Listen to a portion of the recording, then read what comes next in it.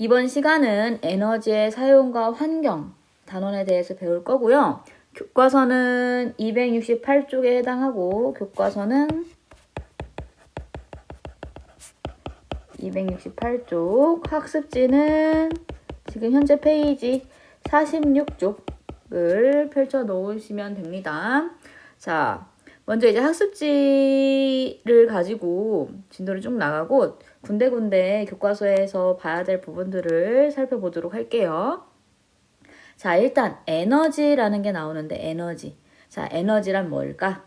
에너지란 일을 할 수 있는 능력을 에너지라고 합니다. 이 에너지의 단위 뭘까요? 에너지의 단위는 이렇게 J로 쓰죠. 줄이라고 읽어요. 줄 옆에다가 줄이라고 써주자. 줄. 자, 이 에너지, 일을 할 수 있는 능력인 이 에너지는 여러 가지 종류가 있습니다. 그 에너지의 종류가 여기 밑에 표로 쭉 나와 있는데 이거는 이제 뭐 달달달 외운다기보다는 여러분들이 이미 잘 알고 있을 거예요. 한 번씩 읽어보고 각 에너지가 어떤 것들을 뜻하는지 이해하시면 됩니다. 먼저 역학적 에너지라는 게 나옵니다. 역학적 에너지. 역학적 에너지라는 것은 우리 운동 에너지와 포텐셜 에너지를 모두 역학적 에너지라고 하는데 운동 에너지는 운동하는 물체가 가지고 있는 에너지를 뜻하고요. 포텐셜 에너지는 뭘 뜻하는 걸까? 포텐셜. 포텐셜이라는 거는 영어로 포텐셜 이렇게 쓰는데요. 이거는 잠재적인이라는 뜻이야. 잠재적인. 그러니까 잠재적으로 가지고 있는 에너지를 이야기하는 건데 우리 흔히들 말하는 위치 에너지를 포텐셜 에너지라고 합니다. 물체가 위치에 따라 잠재적으로 가지는 에너지가 포텐셜 에너지다. 그래서 이 두 개, 운동 에너지와 포텐셜 에너지를 우리는 역학적 에너지라고 불러요. 자, 그 밑에는 전기 에너지가 나오는데 전류의 흐름에 의해 발생하는 에너지를 뜻하고 이 전기 에너지는 열이나 빛 에너지 등 다른 형태의 에너지로 바뀌는 거, 전환되기가 쉽다. 자, 그 다음에 파동 에너지가 있어요. 파동이라는 건 이렇게 파동의 형태를 띠는 에너지를 말하는 거로 파동 에너지에는 빛 에너지가 있고요. 소리 에너지가 있습니다. 빛 에너지는 이제 빛이 가지는 에너지를 뜻하고 물질에 흡수되어 온도를 높이거나 이 빛 에너지로 온도를 높일 수도 있고 화학 반응을 일으킬 수도 있다. 화학 반응을 일으킬 수도 있습니다. 자, 그 다음에 소리 에너지. 소리 에너지란 뭐냐? 공기와 같은 물질의 진동에 의해 전달되는 에너지로 우리 귀로 들을 수 있는 이 소리들, 에너지를 가지고 있어요. 자, 그 다음에 열 에너지. 열 에너지는 물체의 온도를 변화시킬 수 있잖아. 그리고 우리 그거 뭐지? 고체가 액체로 변할 수 있고 액체가 기체로 변할 수 있고 이런 것들이 있잖아. 이걸 무슨 변화라고 하죠? 상태 변화라고 하죠. 자, 물체의 온도와 상태를 변화시키는 에너지를 열 에너지. 자, 그 다음에 화학 에너지는 화학 결합을 통해 물질에 저장되어 있는 에너지를 뜻하는 거로 이 화학 에너지를 가지고 있는 물질들에는 뭐 이런 것들이 있어요. 뭐 석유나 석탄이나 천연가스나 그리고 우리가 뭘 섭취하지? 음식물을 섭취하죠? 음식물이 가지고 있는 에너지 등등등. 화학 에너지의 종류는 매우 많은데 이런 화학 결합을 가지고 있는 물질에 저장되어 있는 에너지를 화학 에너지라고 한다. 자, 그 다음에 핵 에너지라는 게 있어요. 핵 에너지. 핵 에너지는요, 원자 핵이 분열하거나 핵분열, 그리고 융합할 때, 핵융합. 질량이 감소하여 발생하는 에너지가 핵 에너지이다. 자, 지금까지는 이 에너지의 종류에 대해서 살펴봤고, 그 밑에 이제 에너지의 전환과 보존에 대한 내용이 나옵니다. 자, 빈칸에 써볼까? 빈칸에다가는 에너지 전환이라고 써봅시다. 전환이 뭐겠어? 어떠한 형태의 에너지가 다른 형태의 에너지로 바뀌는 것을 에너지 전환이라고 합니다. 그래서 그 에너지 전환에 대한 예가 쭉 나와 있는데 이제 각각의 사진에 대해서 어떤 에너지가 어떤 에너지로 바뀌는지 쭉 정리해 보고요. 이 에너지 전환에 대한 내용은 뭐 달달달 외우다기보다는 이것도 역시 이렇게 에너지가 전환되는구나 라고 이해하고 이야기할 수 있으면 됩니다. 자, 일단 자연현상에서의 에너지 전환이 있고요. 일상생활에서의 에너지 전환, 이 두 가지로 선생님 학습지에는 이 두 가지로 나눠놨네. 자, 먼저 폭포가 등장했네요. 폭포. 자, 폭포는 이제 물이 이렇게 떨어지는 거야. 물의 포텐셜 에너지, 물이 이제 위에서 떨어지는 거잖아. 물의 그 포텐셜 에너지, 물의 위치 에너지가 떨어지면서 움직이잖아. 무슨 에너지로 바뀌는 거겠어요? 그쵸? 운동 에너지로 바뀌는 거예요. 자, 그 다음에 반딧불이. 반딧불이는 이 반딧불이 가지고 있던 어떤 물질에 화학 에너지가 담겨 있겠지. 그 화학 에너지가 뭘로 바뀌는 거겠어? 빛을 이렇게 내고 있으니까 빛 에너지로 바뀌는 거. 자, 그 다음에 번개가 있어요. 번개. 번개는 구름의 전기 에너지가 번개 번쩍하면서 뭐가 나요? 빛이 나죠? 빛 에너지로 전환되는 것. 자, 그 다음에 화산 에너지가 있네. 화산 에너지. 화산 에너지는 지구 내부에 있던 이제 물질들이 화산을 통해서 폭발해서 나오는 거잖아요. 근데 이 지구 내부에 있던 열 에너지가 화산의 이 화산 분출물들이 어떻게 되고 있어? 나오고 있지. 분출물의 역학적 에너지. 그러니까 운동 에너지와 위치 에너지로 전환되고 있다. 그래서 자연현상에서의 에너지 전환의 예를 살펴봤고요. 이제 일상생활에서의 에너지 전환을 보자. 자, 음식물 섭취, 음식물에는 어떤 에너지가 담겨 있다고 했어? 화학 결합들로 이루어져 있으니까 화학 에너지가 담겨 있어요. 이 화학 에너지는 어떤 에너지들로 바뀌느냐? 우리 몸 체온 유지하잖아. 열 에너지로도 바뀌고 또 우리가 이렇게 움직일 수 있잖아요. 그래서 운동 에너지로도 바뀌고 엄청 그 등등 많겠지. 우리 이렇게 말을 할 수 있잖아. 말하면서 무슨 에너지로 바뀌는 거야? 뭐 소리 에너지로도 바뀔 수 있고 에너지가 전환될 수 있는 에너지 종류가 매우 많습니다. 그 다음에 이제 자동차. 자동차는 뭐 이제 휘발유나 경유 같은 이제 연료가 가지고 있는 화학 에너지가 열 에너지로 바뀌고요. 그 열 에너지는 또 이제 자동차가 움직일 수 있는 운동 에너지로 바뀔 수가 있습니다. 자동차의 에너지 전환. 그 다음에 전열기. 우리 요즘 많이 추우니까 전열기 많이 쓰게 되는데 이 전열기는 코드를 꽂아서 쓰는 거잖아. 뭐를 이용해서 전기 에너지를 어떤 에너지로 바꿔주는 거죠? 전열기 틀어주면은 따뜻하니까 열 에너지로 전환되는 예다. 자, 그 다음에 롤러코스터. 롤러코스터 같은 경우는 이 중력의 포텐셜 에너지, 위치 에너지가 내려가면서 움직이잖아. 무슨 에너지로 바뀌는 거죠? 그쵸? 운동 에너지로 바뀌는 거. 그래서 에너지의 전환에 대해서 살펴봤고요. 그 밑에 이 그림은 그냥 쭉 선 따라서 화살표 따라서 쭉 읽어보고 한 번씩 읽어보고 이해하면 돼요. 뭐 열 에너지는 증기 기관을 통해서 역학적 에너지로 바뀌기도 하고 이 역학적 에너지는 다시 마찰을 일으켜서 열 에너지로도 바뀌고 또 뭐 발전기를 통해서 전기 에너지로 바뀌고 전기 에너지는 뭐 번개나 레이저를 통해서 빛 에너지로 바뀌고 뭐 이렇게 쭉 이해하시면 됩니다. 자, 그 밑에 에너지 보존 법칙이라는 게 나오네. 자, 에너지 보존 법칙이라는 거는 뭘 뜻하겠어? 에너지가 그 총량은 변하지 않고 보존된다라는 게 에너지 보존 법칙이겠죠. 자, 에너지는 한 형태에서 다른 형태로 전환될 뿐 새로 만들어지거나 사라지지 않으며 에너지의 총량은 어떻게 된다? 변하지 않는다. 변하지 않음. 이렇게 써봅시다. 자, 이 에너지 보존 법칙이 적용되는 예에 대해서 살펴볼 건데 학습지 다음 장을 넘겨볼게요. 자, 학습지 다음 장 넘겨보면은 휴대전화에서의 에너지 전환이 나옵니다. 자, 우리 휴대전화 사용하려면 뭐 해야 돼? 충전해야 되지. 충전을 하려면 무슨 에너지를 사용하는 거죠? 무슨 에너지가 들어가야 되죠? 그쵸? 전기 에너지가 들어가야 돼요. 이렇게 충전을 해요.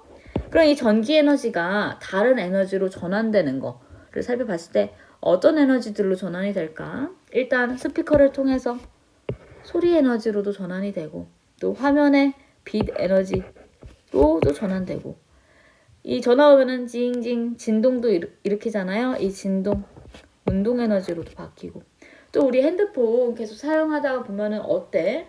뜨거워지죠. 발열, 열 에너지로도 전환됩니다. 그런데 이 에너지의 총량은 변한다, 안 변한다? 변하지 않는다. 이 에너지가 다른 형태, 전기 에너지에서 뭐 소리, 빛, 운동, 열 에너지, 다른 에너지로 전환되긴 하지만 이 에너지 총량은 변화되지 않는다. 이것이 뭐다? 에너지 보존 법칙이다 라는 거예요. 우리 근데 여기서 잠깐 하나 살펴볼 건 뭐냐면은, 여기 발열돼서 열 에너지가 발생하잖아요. 발열로 인해서. 자, 우리는 보통 이 열 에너지를 뭐로 보지? 우리가 쓰려고 만든 에너지가 아니지. 그쵸? 그래서 이거는 보통 우리는 손실되는 에너지로 봐요. 그죠? 그래서 이 열 에너지가 많이 발생하면 발생할수록 이 핸드폰에서는 얘네를 만들려고 만든 게 아니니까 열 에너지가 많이 발생할수록 에너지 효율은 어떻게 될까? 쓸 수 있는 에너지가 적어지는 거니까 에너지 효율은 낮아진다라고 생각을 하면 됩니다.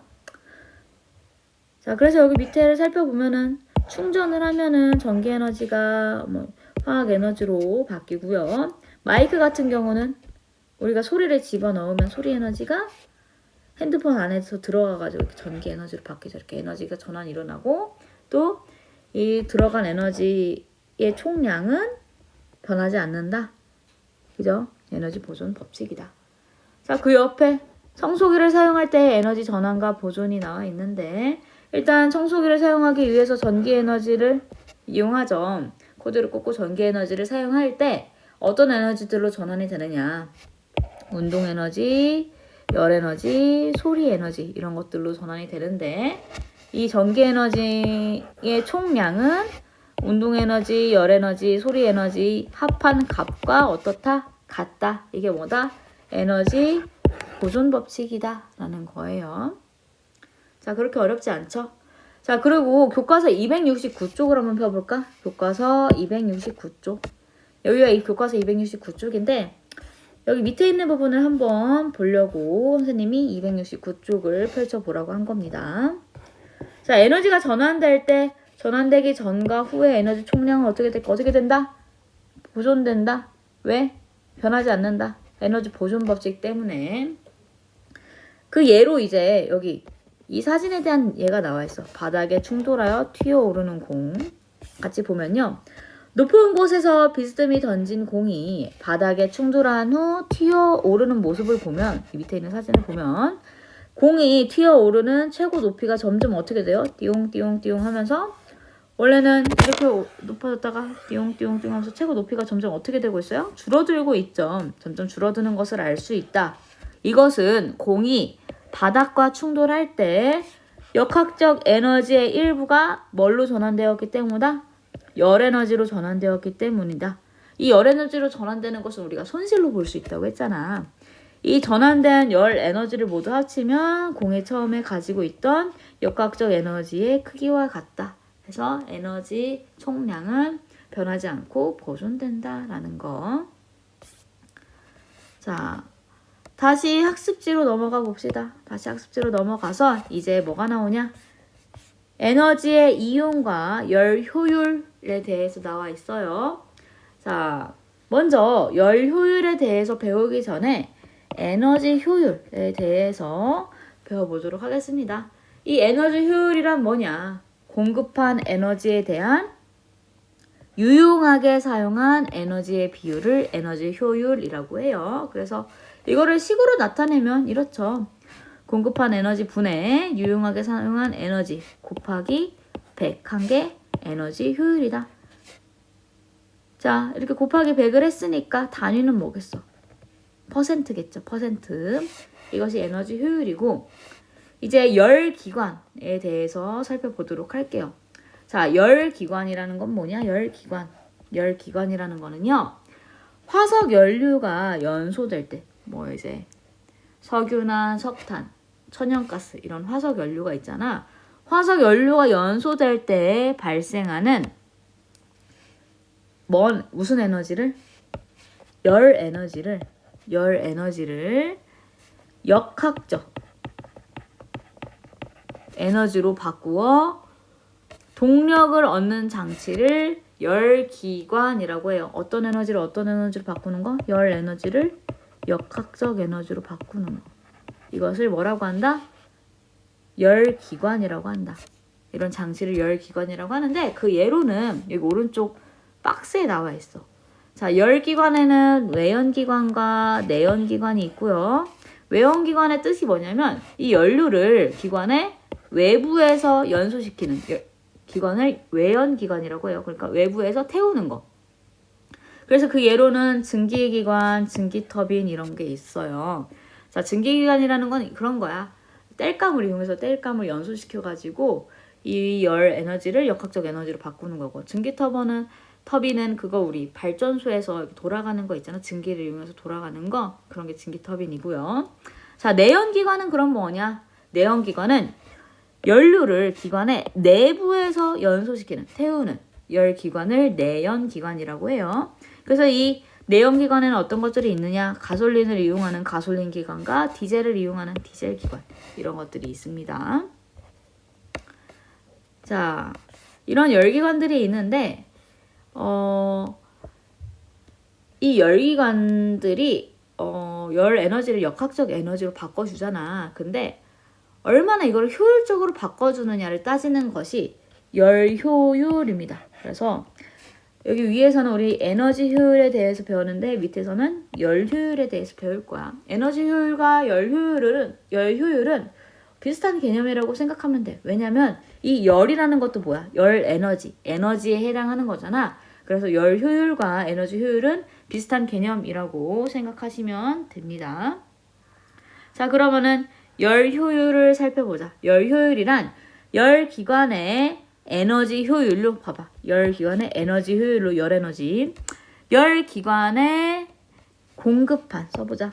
공급한 에너지 중 실제로 이 열 기관이 한 1이 차지하는 비율을 열 효율이라고 한다. 자, 여기 옆에 보면 열 기관의 열 효율을 어떻게 따지는지 그림으로 잘 나타내어져 있어요. 같이 보면은, 자, 일단 Q1, Q2, W 이런 것들이 있는데 각각에 대한 의미가 뭘 설명하는 건지 이야기를 해볼게. 자, Q1은 공급한 열 에너지를 뜻해요. 열 에너지. 그러면은 Q2는 뭘까? Q2는요, 일을 하고 나서 나머지 외부로 방출되는 열 에너지를 Q2라고 합니다. 그래서 여기다가 써보면 외부로 방출되는 열 에너지. Q2에 해당하고, W는 그럼 뭘까? W는 열 기관이 한 일을 뜻해요. 열 기관이 한 일. 자, Q1은요. 공급한 에너지인 Q1은 뭐랑 뭐를 더한 값일까? 그쵸? 뭐겠어? 이 W인 열 기관의 한 일과 외부로 방출되는 에너지인 Q2를 더한 값이 Q1입니다. 써보면 Q1은 W 더하기 Q2 이렇게 적을 수 있죠. 이 개념 자체가 어렵지 않아요. 자, 그럼 이제 열 효율을 따져보자. 열 효율. 열 효율이라는 것은 공급한 에너지 Q1분의 공급한 에너지 양인 Q1분의 열 기관이 직접 한 일 W 곱하기 100이 열 효율에 해당합니다. 자, 이거 곱하기 100을 해줬으니까 열 효율에 달리는 퍼센테이지가 되겠고요. 이 열 효율은 얘들아 소문자 2로 표현을 하더라. 소문자 2로 표현을 해요. 자, 그래서 열 효율 2는 Q1분의 W 곱하기 100인 거고, 자, W는 그럼 뭘까? W는 다르게 표현하면 어떻게 표현할 수 있을까? 아까 선생님이 Q1은 W 더하기 Q2라고 했잖아. 이거를 W는 이라고 식을 다시 바꿔보자. 그럼 W는 뭐 빼기 뭐야? W는 Q1 빼기 Q2겠죠? 그래서 여기다가 이거를 넣은 거예요. 대입해서 넣어보면은 그러면 열 효율은 Q1분의 뭐 빼기 뭐? Q1 빼기 Q2 이게 뭐가 되는 거야? 열기관이 한 1이 되는 거잖아. 곱하기 100 이렇게 나타낼 수 있다. 이거 식 자체는 어렵지가 않죠. 그렇죠? 어렵지가 않아요. 자, 열 효율이 뭐 할수록 불필요한 열 에너지의 발생을 줄일 수 있을까? 열 효율이 높을수록이겠죠. 높을수록 열 효율이 높을수록 뭐가 되는 거야? 열 기간이 한 일이 많다는 거잖아. 그치? 그러면은 열 에너지, 방출되는 열 에너지가 줄어들겠죠. 적어지겠죠. 자, 이렇게 이 그림에 대한 내용을 식으로 나타내서 열 효율에 대해서 살펴보았습니다. 자, 이제 4번 열 에너지를 절약해야 되는 까닭에 대해서 쭉 볼 거야. 자, 에너지 전환 과정에서 에너지를 어떤 에너지에서 다른 에너지 형태로 바꿀 때 항상 무슨 에너지가 나오니? 그 에너지가 항상 나오면서 손실되잖아. 그거 뭐라고 했어요? 항상 열 에너지로 전환이 된다라고 했어요. 자, 에너지 총량은 보존되지만 우리가 쓸 수 없는 에너지 형태인 열 에너지로 항상 일부분이 전환된단 말이야. 그렇기 때문에 우리는 에너지를 뭐 해야 되겠어? 그치, 절약해야겠지. 왜냐면은 계속 쓸수록 에너지가 방출되면서 계속 쓸 수 없는 에너지가 소실되는 거잖아. 사라지는 거잖아. 그러니까 우리가 최대한 에너지가 이제 열 에너지로 바뀌는 것의 그 비율을 바꿀 수가 없다면 일단 먼저 절약을 해야 됩니다. 최대한 안 써야 돼. 절약을 해야 되고요. 또 웬만하면은 그 에너지 효율이 좋은 제품을 사용해야겠죠. 그래서 에너지 효율이 높은 제품을 사용해야 한다.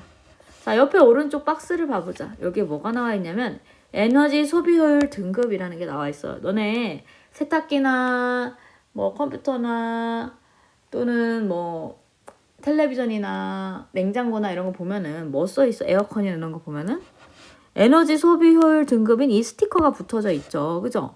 자, 여기 보면은 등급이 에너지 소비 효율 등급이 1등급에서 몇 등급까지 있니? 5등급까지 쭉 있는데 숫자가 클수록 좋은 걸까? 작을수록 좋은 걸까?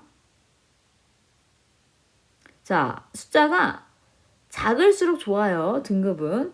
그래서 우리 시험을 봤을 때도 1등급, 2등급, 3등급, 4등급, 뭐 9등급까지 있는데 1등급이 좋은 거야? 9등급이 좋은 거야?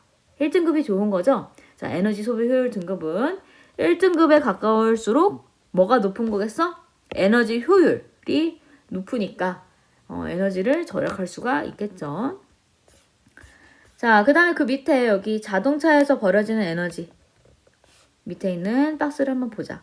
자, 우리 이 자동차는 연료를 연소해서 열 에너지로 바꿔주고 그 다음에 이거를 역학적 에너지로 전환해 주는데 이 연료 에너지가 이제 일단 가지고 있는 에너지 양이 있겠지. 그걸 100%로 봤을 때 이 연료 에너지가 다른 에너지로 전환이 될 거 아니야.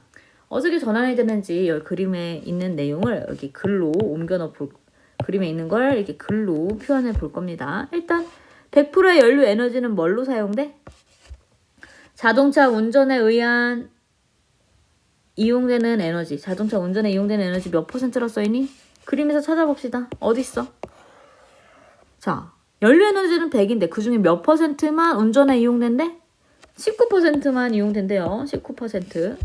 자, 그 다음에 배기가스에 의한 열 손실. 열 에너지로 손실되는 양이야. 손실되는 양 몇 %라고 써있니? 여기 76%라고 써있죠. 이만큼이 손실되는 양. 그 다음에 난방 등에 의한 차체의 열 손실 몇 %나 됩니까? 5% 되죠. 5%. 그래서 100 연료에너지 양이 100이라고 본다면 그 중에 몇 %만 이 자동차 운전에 쓰이는 거야? 19%만 운전에 쓰이는 거죠. 그럼 이 자동차의 에너지 효율은 몇 %라고 볼 수 있나요? 그죠? 여기다가 19%라고 볼 수 있는 거죠. 에너지 효율이 그렇게 좋지는 않죠. 100 중에 19 정도밖에 못 쓰니까. 자, 그리고 자동차가 정지하는 동안 자동차의 운전에 이용되는 에너지는 공기 그리고 지면과의 마찰 등으로 무슨 에너지로 또 전환된대? 열 에너지로 전환된대요. 이 중에 일부가 이제 열 에너지로 정지하고 있을 때는 전환이 된다고 하네요. 자, 한 장 넘겨봅시다. 한 장 넘겨보자. 한 장 넘겨보면 학습지는 48쪽에 열 에너지를 효율적으로 이용하는 예에 대해서 좀 나와 있고요. 그런데 이거를 보기 전에 우리는 뭘 좀 볼까 하냐면 교과서 272쪽을 한번 펼쳐봅시다. 272쪽. 교과서 272쪽. 자, 여기가 272쪽이지? 자, 우리가 아까 에너지를 절약해야 된다고 했잖아. 에너지를 절약해야 되는데 이 에너지를 이용하기 위해서 우리는 연료를 많이 쓴단 말이야. 그치? 이런 화석 연료 같은 걸 쓰게 되면은 우리 지구를 오염시키는 환경 오염 물질들이 나옵니다. 그래서 그 내용에 대해서 조금 교과서에 있는 거를 살펴보려고 해요. 여기 첫 번째 단락, 두 번째 단락, 세 번째 단락이 있는데 세 번째 단락부터 먼저 보겠습니다. 세 번째 단락부터 볼게요. 같이 필요한 부분에 줄 치면서 보겠습니다. 우리가 에너지원으로 주로 사용하는 화석 연료는 석유, 석탄 이런 것들이 화석 연료예요. 화석 연료는 연소 과정에서 열 에너지를 이용하는데 태우면 열 에너지가 발생하잖아. 열 에너지를 이용하는데 이 과정에서 다량의 황산화물과 질소산화물 그리고 이산화탄소 등이 발생합니다. 황산화물이라는 거는 황이라는 물질, 황 어떻게 써? S라고 쓰죠? 원소기호. 산화. 황에다가 산소가 붙는 거야. 여기다가 산소가 붙는 거. 이런 걸 황산화물이라고 하고요. 질소산화물은 뭐겠어? 질소는 원소기호 뭐야? N이죠? N에 뭐가 붙는 거야? 산화되는 거니까, 질소가 산화되는 거니까 산소가 붙는 거. 질소산화물. 그리고 이산화탄소는 CO2 이렇게 쓰잖아. 이런 것들이 발생합니다. 자, 이 황산화물의 일종인 황산화물에는 뭐가 있느냐? 이산화황은 황 하나에 산소가 2개 붙어 있는 거야. 삼산화황은 뭐겠어? 황 하나에 산소가 몇 개 붙어 있는 거야? 3개 붙어 있는 거. 이런 황산화물과 또 질소산화물의 일종인 일산화질소는 질소 하나에 산소 몇 개 붙어 있는 거야? 하나 붙어 있는 거예요. 이산화질소는 질소 하나에 산소 2산화니까 2개 붙어 있는 겁니다. 자, 이렇게 황산화물과 질소산화물은 뭐를 일으킨대? 호흡기 질환을 일으킨대. 호흡기 질환을 일으키고요. 또 식물을 말라 죽게 하고 산성비를 내리게 하는 등 환경 오염을 일으키는 원인이 됩니다. 또 황산화물, 질소산화물들이 결합된 미세먼지는 공기의 질을 떨어뜨려 건강을 위협하기도 합니다. 이제 우리가 마시는 이 공기가 깨끗해야 되는데 이 미세먼지가 이제 황산화물과 질소산화물들로 구성되어 있는 이 미세먼지가 우리 몸에 들어간다면, 폐에 들어간다면 호흡기 질환들을 일으키겠지. 자, 한편 화석 연료가 연소될 때 발생하는 이산화탄소는 지구의 온난화를 유발하는 주요 원인으로 이와 같이 화석 연료를 사용할 때 벌어지는 열 에너지와 온난화 물질에 의해 지구 온난화와 같은 지구 환경 변화는 더욱 심해진다. 그러니까 우리 어떻게 해야 된다는 거야? 에너지 절약을 일단 해야 된다는 거죠. 그쵸? 에너지 절약을 해야 이런 환경 오염들도 덜 일으킬 수 있다라는 겁니다. 자, 그 다음에 다시 학습지로 넘어가 봅시다. 다시 학습지로 넘어가서 그러면 이렇게 에너지를 절약하고 효율적으로 사용하기 위해 우리 인간들이 많은 노력을 하고 있는데 그 중에 한 가지 예를 살펴볼 거야. 먼저 하이브리드 자동차라는 게 있어요. 하이브리드 자동차. 이 하이브리드 자동차는 뭐냐면 기존의 가솔린 엔진에 이제 화석 연료로 사용하는 이 가솔린 엔진을 가지고 있는 자동차에 뭐를 추가한 거냐면 전기 모터와 배터리를 배터리를 함께 사용한 자동차를 우리가 하이브리드 자동차라고 합니다. 자, 요즘 뭐 하이브리드 자동차 국가에서도 이걸 사게 되면은 정부에서 지원금, 보조금도 주고 그러잖아. 이게 환경을 오염시키지 않기 위해서 정부에서 이렇게 보조금 같은 것도 제공하고 그러는 겁니다. 자, 이 하이브리드 자동차는 어떻게 에너지를 효율적으로 사용하는가 밑에 그림으로 잘 나와 있는데, 자, 하이브리드 자동차는 운행 중에 버려진 에너지를 다시 뭐로 바꿔준대? 다시 전기 에너지로 바꿔준대요. 전기 에너지로 전환을 잘 사용하므로 엔진만 사용하는 일반 가솔린 자동차보다 에너지 효율이 10에서 30% 정도 높답니다. 자, 뭐 이제 이 하이브리드 자동차를 가지고 운전을 하면은 고효율 운전을 할 수 있고요.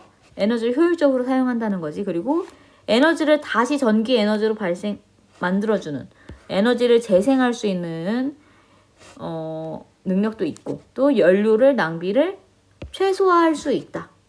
자, 그래서 이 각각의 내용을 막 암기할 필요는 없고요. 이해하시면 됩니다. 일단 출발할 때 전기 모터로 엔진을 시동 걸고, 또 소음도 적게 나고, 소리도 다 소리 에너지로 방출되는 에너지인 거잖아. 손실되는 에너지. 근데 소음이 적대요. 그리고 연료를 절약할 수 있고요. 이제 정상 속력으로 갈 때는 이제 엔진으로 주행을 하고, 남은 전기 에너지는 어떻게 한대? 일단 배터리에 저장을 해놓는 거예요. 이제 나가게끔 하는 게 아니고 배터리 저장해서 필요할 때 쓸 수 있도록. 그 다음에 속도를 내야 된다거나 오르막을 갈 때는 이 전기 모터가 동력을 보조하는 거지. 그치? 그래서 연료를 좀 절약할 수 있고요. 이제 내리막일 때는 내려가는 거는 위치 에너지가 운동 에너지로 전환되는 거기 때문에 크게 에너지가 필요가 없잖아. 그래서 연료 공급을 중단합니다. 그리고 운동 에너지를 뭐로도 전환시키는 거야? 전기 에너지로도 전환시켜서 에너지를 다시 쓸 수 있는 형태로 배터리에 저장하는 거야. 그래서 에너지 재생. 일단 정지되어 있을 때는 엔진을 멈추고 엔진을 정지시키고 연료 소비 및 배기가스를 줄인다. 그래서 하이브리드 자동차의 에너지 효율은 일반 그냥 가솔린 자동차보다 몇 퍼센트 정도 높다? 10에서 30% 정도 높다라는 거. 자, 그리고 그 옆에 하이브리드 자동차의 장점과 단점이 설명되어 있어요. 이 하이브리드 자동차 장점은 에너지 효율이 높고 환경 오염을 줄일 수 있다는 게 있는데, 단점이 좀 뭐냐면 차의 구조가 복잡해요. 그리고 무겁고 생산 원가가 높다. 하이브리드 자동차가 좀 비싸잖아.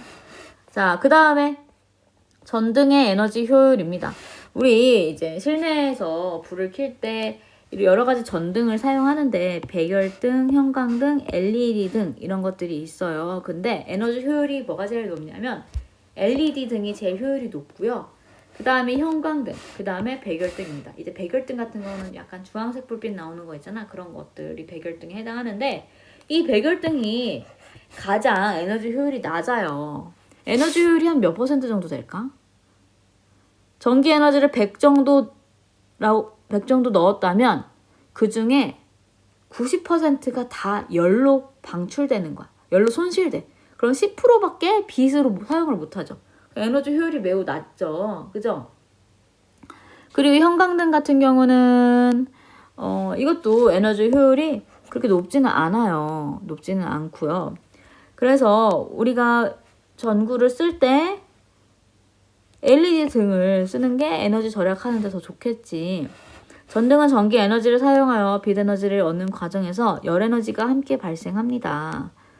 전등의 에너지 효율은 사용한 전기 에너지 중에서 빛 에너지로 전환된 비율이 높을수록 좋다. 그러니까 열 에너지로 손실되는 양이 많으면 좋지 않은 거죠. 그래서 우리가 LED 등을 요즘 다 LED 등으로 바꾸고 있는 추세잖아. 근데 이제 배열등 같은 경우는 이제 인테리어 효과, 따스한 분위기 같은 거 조성할 때 배열등 같은 거 쓰기도 해요. 자, 그 다음에 이 에너지를 효율적으로 이용하기 위한 예로 에너지 제로 하우스라는 게 등장했어요. 에너지 제로 하우스. 이거 우리 좀 친숙하죠? 과학탐구 실험 수행평가 때 우리 뭐 했어? 친환경 에너지 도시 만들기 하면서 주택 같은 거 만들 때 에너지 제로 하우스 형태로 만들어서 액티브 하우스나 패시브 하우스의 형태로 주택을 지으면 에너지를 효율적으로 사용할 수 있고 또 절약할 수 있다라는 거 여러분들이 조별 활동을 하면서 익히 들어서 친숙할 거야. 자, 에너지 제로하우스가 뭐냐면 필요한 에너지를 태양, 풍력, 지열 등 재생에너지를 통해 얻고 낭비되는 에너지를 어떻게 해야겠어? 줄여야겠죠. 줄여. 외부의 에너지 공급 없이 자급할 수 있는 미래형 주택을 에너지 제로 하우스라고 합니다. 그래서 이 액티브 하우스 형태와 패시브 하우스 형태를 복합적으로 사용해서 에너지 효율을 높인 주택이 에너지 제로 하우스인데요. 자, 액티브 하우스의 뜻은 뭐냐? 건물 자체적으로 에너지를 생산하는 능동적인 방법.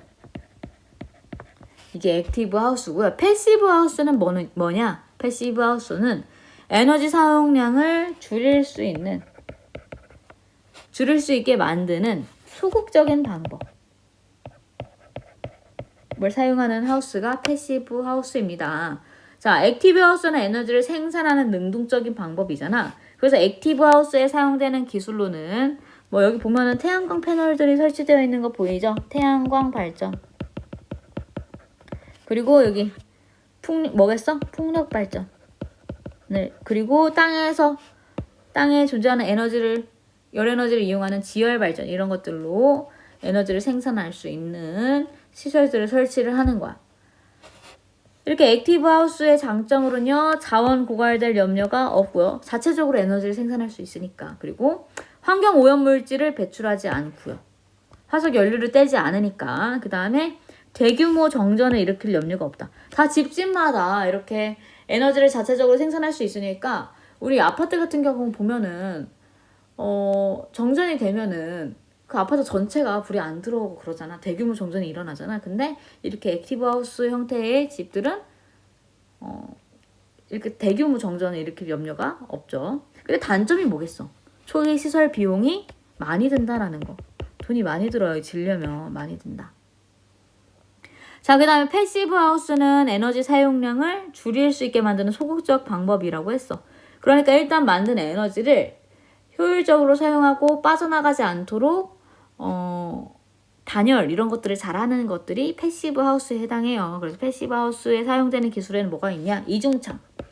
창문을 여러 개 덧대면은 우리 난방 같은 거 뗐을 때 밖으로 방출되는 열 에너지 양이 적어질 거 아니야. 이중창 같은 거 설치하고 또 벽 같은 거 단열재 같은 거 잘 집어 넣어서 보온이 잘 되도록 하고요. 자연 채광. 이건 뭐야? 햇빛이 잘 들어올 수 있는 구조로 주택을 짓는 거야. 그리고 차양 시스템, 환기 시스템 이런 것들을 잘 갖추면 에너지 사용량을 줄일 수 있습니다. 이거의 장점으로는 쾌적한 실내 환경을 유지할 수 있고 에너지 소비량 절감으로 인한 비용을 감축할 수 있다. 그쵸? 난방을 뗄 때 문 다 열어놓고 떼면은 효과적이지가 않잖아. 근데 이렇게 이중창, 단열재, 자연채광 같은 최대한 에너지 사용을 줄일 수 있는 방법을 쓴다면 비용을 감축할 수가 있죠. 근데 단점이 또 있어요. 초기 시설 비용이 많이 들고 개별적으로 온도를 조절하지 못하고 환기 시스템의 부작용으로 인해 공기가 건조해질 수 있다 라는 단점들이 있습니다. 그래서 여기 옆에는 재생에너지에 대한 특징을 여기다가 잘 정리해 놓은 거고요. 자, 여기까지가 우리 이제 진도는 다 나갔고 정리 문제 풀어보도록 할게요. 1번. 에너지가 한 형태에서 다른 형태로 바뀌는 것을 에너지 뭐라고 한다고? 땡땡 전환이라고 한다고 했어요. 한 에너지가 다른 에너지로 전환될 때 에너지는 새로 생기거나 소멸되지 않고 그 총량은 항상 일정하게 보존되는 것을 무슨 법칙? 에너지 보존 법칙이라고 한다 했어. 자, 3번. 열 에너지를 공급하였을 때 열 에너지의 일부를 1로 바꾸는 장치. 열 에너지를 1로 바꾼대. 역학적 에너지로 바꿔주는 거. 무슨 기관이라고 한다고 했죠? 열 기관이라고 한다고 했어요. 열 에너지를 역학적 에너지로 바꿔주는 장치는 열 기관이라고 합니다. 열 기관에 공급한 에너지 중 실제로 열기관이 한 일이 차지하는 비율을 열기관의 무슨 효율이라고 한다고 했죠? 열효율이라고 한다 했어요. 열효율. 자, 여기까지 진도를 다 나갔습니다.